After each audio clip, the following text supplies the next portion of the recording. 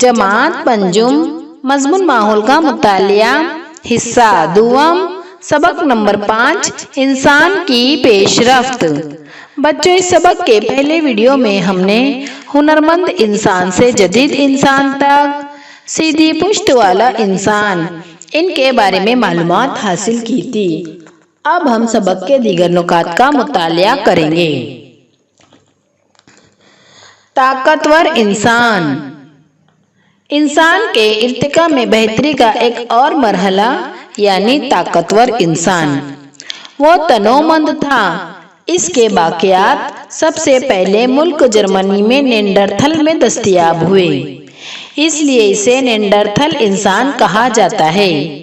वो सीधी पुश्त वाले इंसान से ज्यादा ज़हीन था। ताकतवर इंसान खुसूसन गारों में रहता था।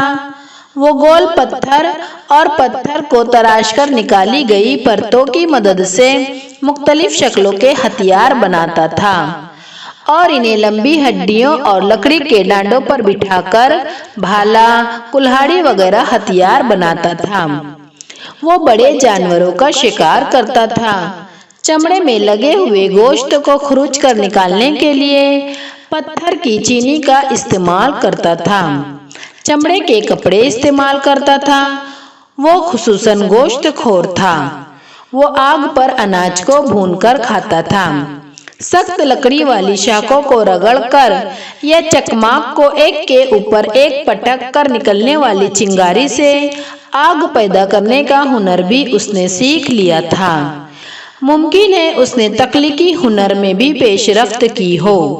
बाज़ साइंसदानों के ख्याल से वो फौरी ज़रूरत के तहत हलक से आवाज़ें निकालकर अपनी बात दूसरों तक पहुंचाता होगा, लेकिन यकीन से नहीं कहा जा सकता कि ताकतवर इंसान के पास अपनी बात को अल्फाज के ज़रिए अदा करने वाला कोई लिसानी निज़ाम मौजूद था या नहीं। ग्रोह के किसी फर्द के मरने पर उसे दफन करते वक्त ताकतवर इंसान मुर्दे के साथ हथियार, जानवरों के सींग जैसी चीजें रख देता था। वो मुर्दा शख्स के जिस्म पर लाल रंग की मिट्टी मल देता था। इन बातों से मालूम होता है कि शायद उस जमाने में मुर्दों को दफन करने के लिए कोई रस्म मौजूद थी। जमाना गुजरने के बाद ताकतवर इंसान के बाज़ ग्रोह अफ्रीका से निकलकर बर्र-ए-आज़म यूरोप और एशिया तक पहुँचे और वहाँ रहने लगे। जाहिर है कि उन्हें मुख्तलिफ मौसमों का मुकाबला करना पड़ा। जिंदा रहने और अनाज हासिल करने के लिए उन्हें नए तरीके इख्तियार करने पड़े।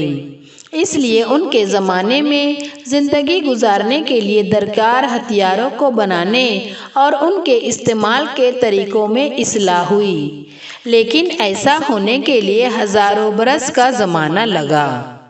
ताकतवर इंसान के मुकाबले में ज़्यादा तरक्की याफ्ता इंसान को अक्लमंद इंसान के नाम से पहचाना जाता है, जिसका तारुफ हम बाद में हासिल करेंगे।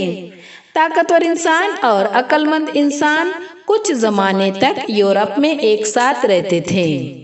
अक्लमंद इंसान के ग्रोह से तसादुम, माहौल की तब्दीलियों से मुताबिकत पैदा ना कर सकना जैसी बाज़ वजूहात की बिना पर ताकतवर इंसान का वजूद खत्म हो गया होगा।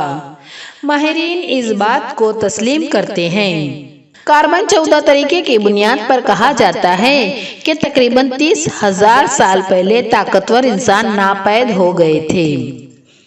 अक्लमंद इंसान अपने से पहले के किसी भी इंसान के मुकाबले में सोचने की ज़्यादा सलाहियत रखने वाले इंसान को अक्लमंद इंसान कहा गया है। इसे ही होमो सेपियंस कहते हैं। सेपियंस का मतलब है अक्लमंद। इसे यूरोप में क्रोमेनान नाम से पहचाना जाता है। अक्लमंद इंसान के बाक़ियात बर्र-ए-आज़म अफ्रीका, एशिया और यूरोप में दस्तयाब हुए हैं। वो अपने कामों की ज़रूरत के मुताबिक मुख्तलिफ किस्म के हथियार और औजार बनाता था। इस मकसद के लिए वो पत्थर का छोटा सा फल हड्डी या लकड़ी के खांचे में बिठा देता था। ارتقاء کے عمل میں عقلمند انسان کے عضلات بولنے کی صلاحیت پر قدرت پا چکے تھے۔ وہ آواز کی نزاکت کے ساتھ مختلف تلفظ کو ادا کرنے کے قابل بن گیا تھا۔ اس کے جبڑوں اور منہ کے تمام اندرونی عضلات کی نشوونما بھی مکمل ہو چکی تھی۔ اس کی زبان بھی لچکدار بن گئی تھی، اس لیے وہ مختلف آوازیں نکال کر اپنی مرضی کے مطابق انہیں ڈھال سکتا تھا۔ وہ نظر آنے والی چیزوں کو سمجھتے ہوئے انہیں اور اپنے دلی جذبات کو قوت تخیل کی بنیاد پر لفظوں میں بیان کر سکتا تھا۔ اس کا مطلب یہ ہوا کہ اپنی باتوں کا اظہار کرنے کے لیے عقل مند انسان کے پاس زبان کا مخصوص نظام موجود تھا۔ وہ ذاتی مشاہدے اور قوت تخیل کی بنیاد پر تصویریں بنانے لگا تھا۔ وہ فنکارانہ چیزیں بھی بنانے لگا تھا، اس لیے اسے عقل مند انسان اور غور کرنے والا انسان نام دیا گیا۔ ترقی پذیر عقل والا انسان اور تہذیب۔ ترقی پذیر عقل والا انسان۔ عقل مند انسان کی غور و فکر کی صلاحیت میں مزید اضافہ ہوا اور اسے ترقی پذیر عقل والا انسان کا نام دیا گیا۔ اسے ہی ہومو سیپینس سیپینس کہا جاتا ہے۔ اس کی ذہنی صلاحیت اور تفہیمی صلاحیت مسلسل بڑھتی گئی۔ ترقی پذیر عقل والا انسان ہی جدید انسان ہے، یعنی ہم لوگ۔ جدید انسان اپنی شکل و شباہت، صحت سے متعلق خصوصیات میں اپنے پرکھوں سے مشابہت رکھتا ہے۔ ان پہلوؤں کو موروثی خصوصیات کہتے ہیں۔ موروثی خصوصیات کا مطالعہ کرنے والے سائنس کو جینیات یا جینیٹکس کہتے ہیں۔ جینیٹکس سائنس کے تحقیقات کی بنیاد پر جدید انسان میں طاقتور انسان کی بعض علامات کی موجودگی کی تصدیق ہوئی ہے۔ اس لیے کہا جا سکتا ہے کہ طاقتور انسان اور عقل مند انسان دونوں جدید انسان کے موروث یا پرکھے تھے۔ تقریباً 11,000 قبل مسیح سے 10,000 قبل مسیح کے آس پاس جدید انسان نے مویشی پالنے اور کاشتکاری کی تکنیک کو بہتر بنایا۔ اس کے پاس ترقی یافتہ غور و فکر کی صلاحیت موجود تھی، جس کی وجہ سے تکنیکی علم میں اصلاح اور بہتری کی رفتار مسلسل بڑھتی گئی اور وہ زیادہ سکونت پذیر زندگی گزارنے لگا۔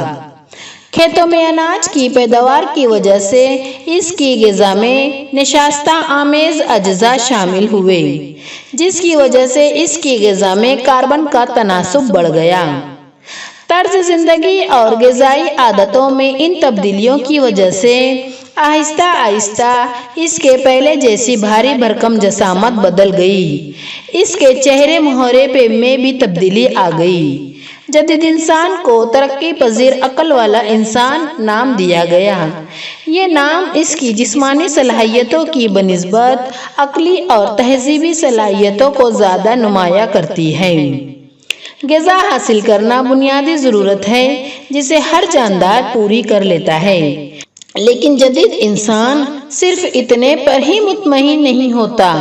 تخیلات، ذہنی استعداد اور ہنرمندی کی بنیاد پر انسان اپنی زندگی کو خوشحال بنانے کی مسلسل کوششیں کرتا رہا، جس کی وجہ سے انسانی تہذیب ظہور میں آئی اور وہ فروغ پاتی گئی۔ مویشی پالنے اور کھیتی باڑی کی ابتدا ہونے کے بعد سے انسان نے جو تکنیکی اور تہذیبی ترقی کی، اس کی رفتار بہت تیز ہے۔ انسان نما بندر سے شروع ہونے والی انسانی تاریخ کی پیش رفت کو مختلف مراحل میں تقسیم کیا گیا ہے۔ ہم آئندہ اسباق میں ان مراحل کی بنیاد پر انسانی تہذیب کے مختلف پہلوؤں پر غور کریں گے۔